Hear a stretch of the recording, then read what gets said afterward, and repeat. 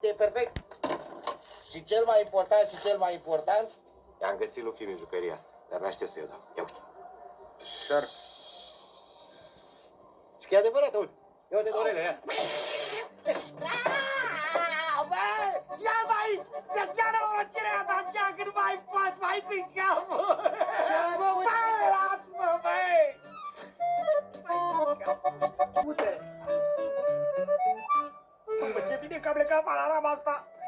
Prostia de șerp dușman!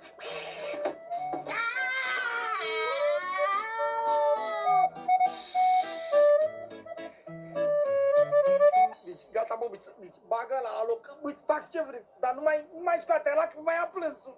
Bun. Da.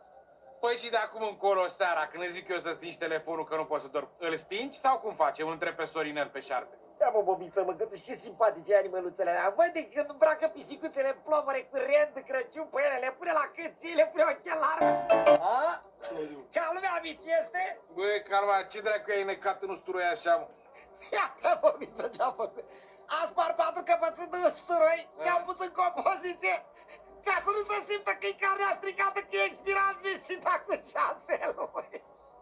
Da, bă, n-a mai faceți, mă, mișto de mie, că v-am auzit de afară, bă, dă-mi-l mă și mie, mă, să ne pare acoperit, dă-mi-l mă și mie, să facă gard, du-te, bă, Dacia, bă, ia, bă, hai că ați luat-o, Mamă, și mi-ai dat și mie să mănânc mistricas, mă? Victime colaterale, bobiță! Victime colaterale, V-am lucrat!